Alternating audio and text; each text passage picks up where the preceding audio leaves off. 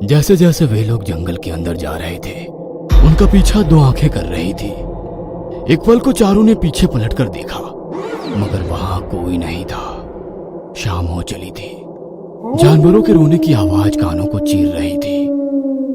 रवि, खुशबू, नमन और जतिन चारों अच्छे दोस्त थे। हर वक्त मस्ती, मजाक, पार्टी, यही उनका दिन भर का प्रोग्राम होता था। यार लॉन्ग वीकेंड आ रहा है, कहीं घूमने चलते हैं। आइडिया तो अच्छा है, मगर कहाँ चलेंगे? क्यों ना लोनावला चले? लोनावला चले? बक, हर बार एक ही जगह। इस बार कुछ डिफरेंट करते हैं यार। Something thrill. हाँ, रात को टॉयलेट भी अकेला नहीं जाता है, मम्मी को उठाता है और बोल रहा है समथिंग थ्रिल। देख, तू मेरे पड़ोस में रहती है, इसका मतलब ये नहीं कि मेरी बातें सारे लोगों को बताती फिरे। तो गुस्सा हो रहा है, इसका मतलब खुशबू सही कह रही है, तुझे डर लगता है। हाँ, लगता है डर, तो क्या करूँ? इसलिए तो कह रहा हूँ, दोस्तों के साथ रहकर थोड़ा डर कम करना है। मगर तुम लोग तो मेरी ही हंसी उड़ा रहे हो। जाओ, मुझे कहीं नहीं जाना। अरे यार नमन, तू तो गुस्सा हो गया। बता कहाँ चलना है?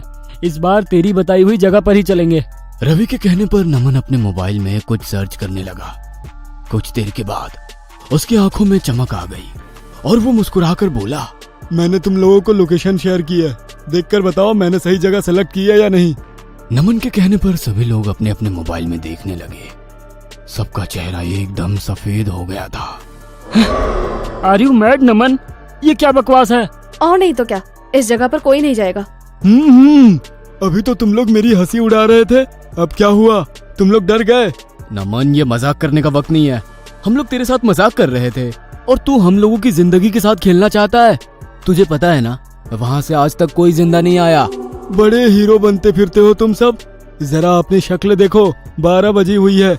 यदि चलना है तो एक रात का प्रोग्राम यहीं का बनाते हैं। सारा अरेंजमेंट मेरी तरफ से। हिम्मत है तो बोलो। हिम्मत और बेवकूफी में फर्क होता है, वहाँ जाना सरासर बेवकूफी है। आज मैं 22 साल का हो गया हूँ, मगर मैंने आज तक उस किले में किसी को रात बिताते नहीं देखा। पुराने जमाने की बातें सुनकर सभी लोग अभी भी डर रहे हैं। अरे यदि भूत प्रेत होंगे भी तो अभी तक किला छोड़कर चले गए होंगे।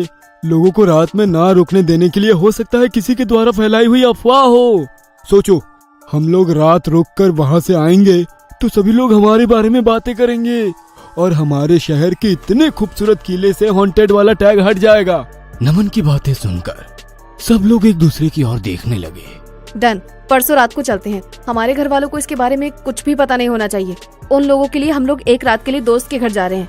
ये हुई ना बात। हम लोग गाड़ी में टेंट और जरूरी सामान रखकर कल दोपहर ही यहाँ से निकल जाएंगे, क्योंकि रास्ते में थोड़ा सा जो जंगल है वो दिन में ही पार कर लेंगे तो अच्छा है। वैसे भी हमें हमारी गाड़ी जंगल में ही छोड़नी होगी, किले के अंदर तो हमारी गाड़ी नहीं जा सकती। उन लोगों की सारी बातें सुनकर जतिन को डर लग रहा था। जतिन रवि की ओर आशा भरी नजरों से देखने लगा। शायद रवि इन सारी बातों को मना कर दे, मगर खामोशी में ही सही रवि ने अपनी मौन स्वीकृति दे दी थी।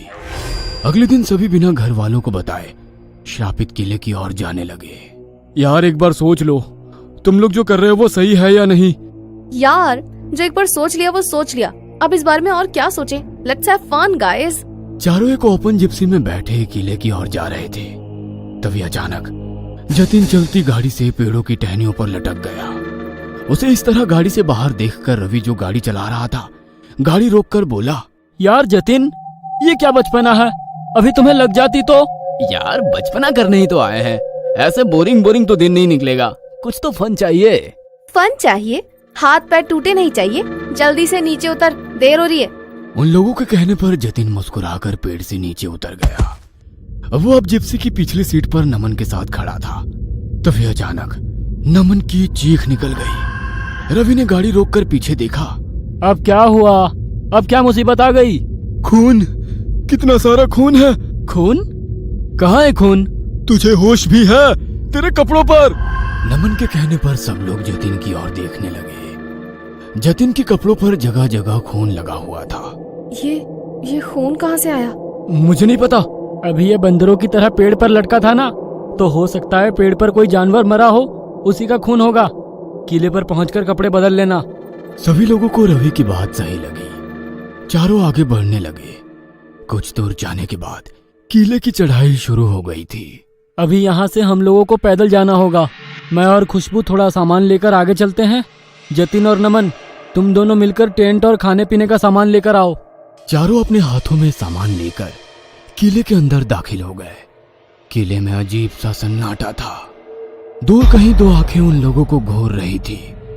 जैसे जैसे शाम हो रही थी, बाहर से जानवरों के रोने की आवाज बढ़ रही थी। जतिन सबके लिए टेंट लगा रहा था। अरे नमन, जरा इधर तो आ। क्या हुआ?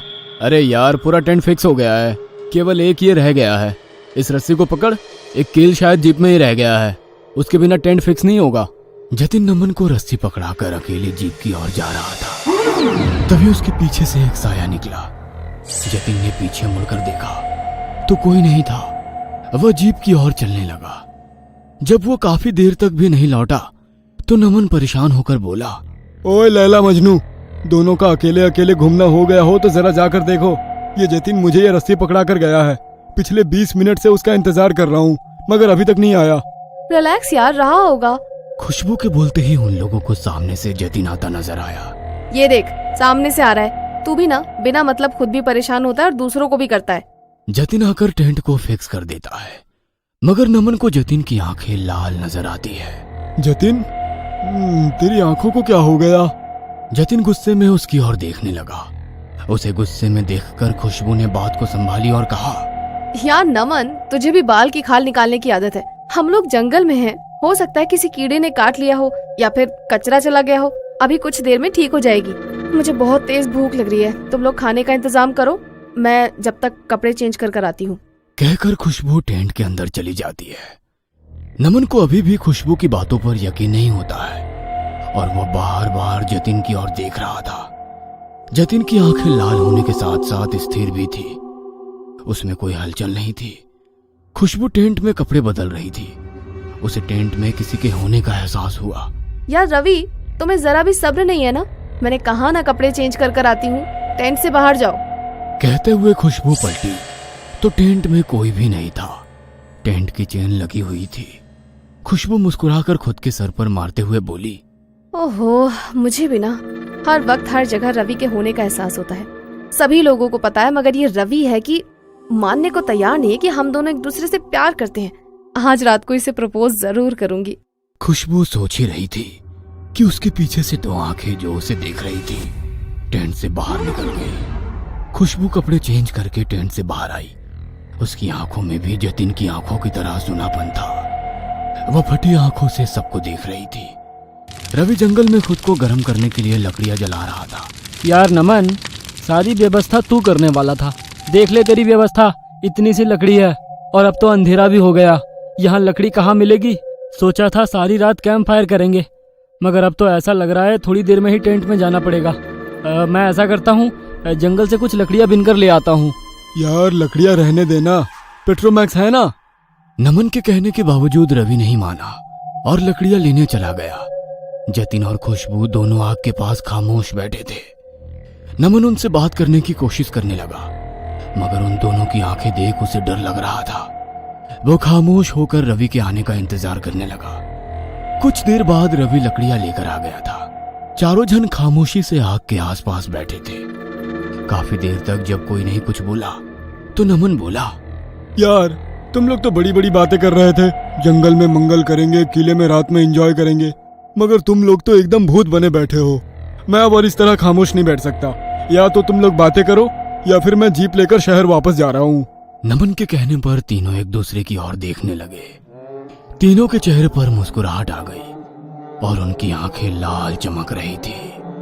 तीनों के शरीर में परिवर्तन होने लगा और आंखें लाल और शरीर इस कदर सफेद था मानो किसी ने खून चूस लिया हो। उन तीनों का ये डरावना रूप देखकर नमन की तुरंत दिल की गति रुक जाने से मौत हो गई। अगली सुबह जब किले में वॉचमैन पहुंचा तो वहां का नजारा देखकर हैरान था। जतिन की लाश कार के पास पड़ी थी।